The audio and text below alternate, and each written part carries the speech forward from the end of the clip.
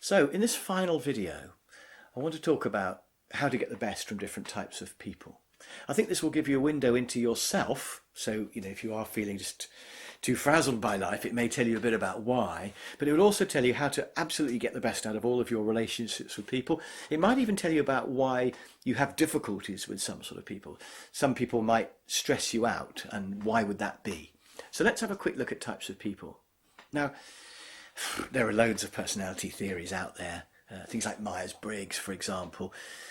The one I like only has 4 types. I can cope with that. And I want something simple enough that I can work out what sort of person I'm dealing with and then how to get the best out of my relationship with that person. So I can only cope with 4, so here we go.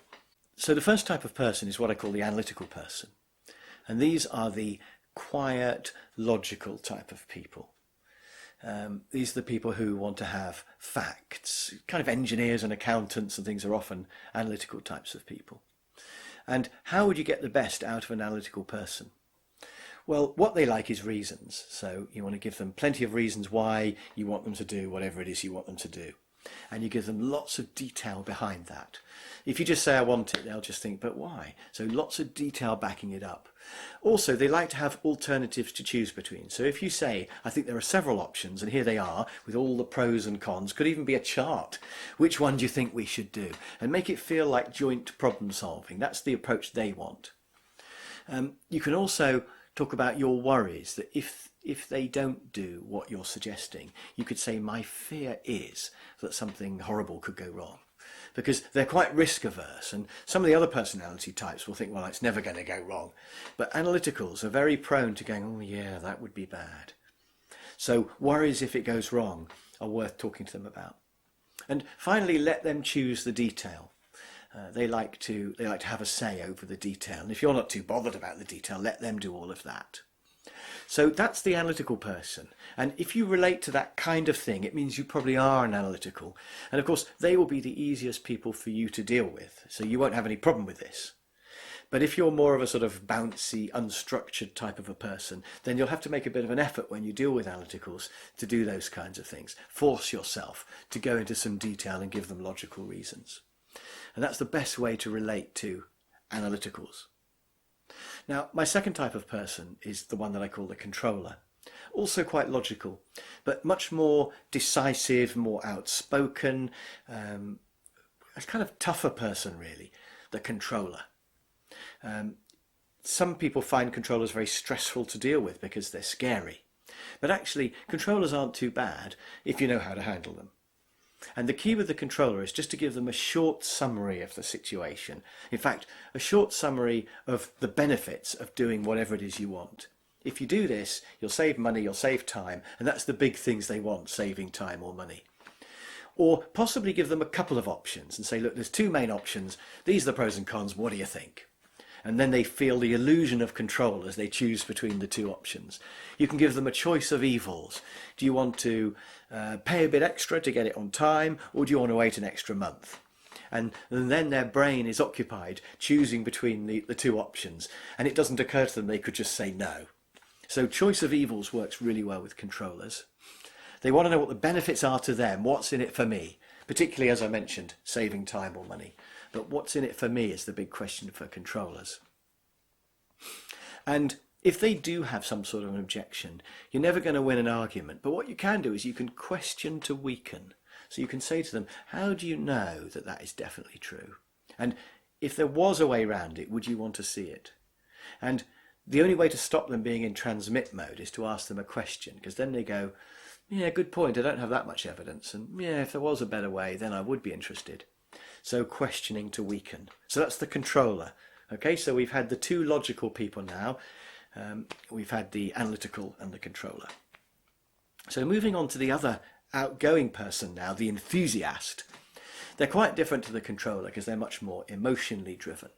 This might be you. You might be a bouncy enthusiast. The thing about them, by the way, is they're not always up. They have down as well. Controllers are always the same. But enthusiasts, they have their up weeks and their down weeks. And so sometimes they're just depressed because they just are. But mostly they're up. And how do we deal with enthusiasts? By the way, if you're thinking the enthusiast is your worst nightmare, that means you're probably an analytical, because they're diagonal opposites.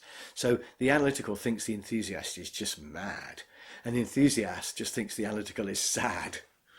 So how do we deal with the enthusiasts, particularly if we're not one? And the answer is really paint an exciting picture of how it's going to be if they do whatever it is that you want. And give them an easy way to try it. Because if there's a barrier to get over, they're going to think, oh, I can't be bothered. So make it easy for them to try it, make it exciting, make the whole process fun.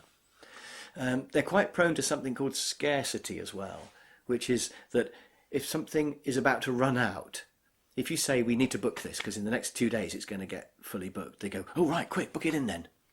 And that's how I sell a training course to an enthusiast. I say, I've only got 2 days left in April. They go, quick, let's book one. So scarcity works for enthusiasts. Also something called perceptual contrast. So if you say it'll save you £1 million and it's only going to cost you 2,000, they go, oh, let's do it. Because 2,000 sounds like a very small amount compared to £1 million. Or if you say, normally it costs 500 quid, but at the moment it's only 100, they just think, oh, brilliant. Whereas the analytical is going, yes, but it's still 100. So comparing a number to a bigger one makes an enthusiast think that it's small. Or if you say to them, normally it takes a lot of work, but the good news is I can do it, and all you've got to do is spend half an hour. They think, oh, well, half an hour's not too bad. So comparing it with something big. They also love stories. So if you can tell enthusiasts stories about other people who've done it and it worked brilliantly for them, they just think, well, I want that. Whereas, again, the opposite, the analytical, is going to think, well, how do I know that's true? And maybe it worked for that person, but did it work for all the other people? How do I know it'll work for me? They'll pick it apart. Whereas the enthusiast just thinks, brilliant, I love it, let's do it. Final thing about enthusiasts is confront them with facts. Because quite often they live in a sort of world of denial. So if you say, did you know that you actually spend less on your marketing than all of your competitors? They go, really? Do I? I thought I spent loads. So if you actually confront them with facts, that can be really powerful. Now, the final of my 4 types of people is the amiable. So these are also quite people-based, but much quieter than the enthusiast. And this is the diagonal opposite of the controller. So amiables find controllers very stressful.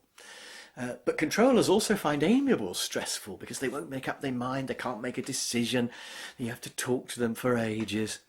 So if you're thinking about who stresses you out and you might be feeling a bit frazzled because your boss is difficult to deal with, it could be that they're just an opposite person of these 4 types. So how should you handle an amiable? And the first thing is you have to get to know them. You've got to become their friend. You've got to spend time with them. I've got one customer who's an amiable, and I don't really like having big long meetings because think how many emails I could send in that time. But what we do is we meet in the evening and have a meal, and it's great. We can have a curry and chat. So that's a really good way to work with an amiable.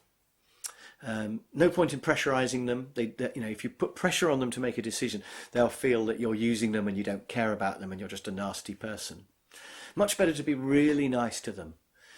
They're quite prone to something called reciprocity, which is if you do them a favour, they will have to repay you the favour. Whereas if you do a favour for a controller, they'll just go, thank you. That was your fault for giving it to me. But to the amiable, if you do them even a small favour, then they'll be your friend forever. So, it's a rule really anyway, isn't it? Always do people a favour if you get a chance. But with an amiable, it's more likely than ever to pay back. They're very influenced by other people as well. So if something's the rules, if it's the rules, that's how you do it. They'll just think, oh, well, I should do it as well. So you can just say to them, well, that's what everyone does. And the posh name is social proof. So if you can show them that other people similar to them are doing the same thing, then they'll do it. So I've found, for example, in the public sector, which is probably more amiable than the private sector, if I can say, I already do this training course for 5 other local authorities, then they go, oh, well, in that case, let's do it. Whereas somebody like the enthusiast will want to be different to everybody else. But the amiable is quite keen to be the same as everybody else. And if you can show them that it's safe, you've done it loads of times before, total security, then that's important. And also if it's going to help other people, that's a big thing to the amiable. They love the idea of, making other people's lives better. So if you want to get maximum results from your dealings with other people, clearly you've got to have your body language right and be generally nice. You want to be a good listener, but above all, you need to adapt to the person that you're dealing with.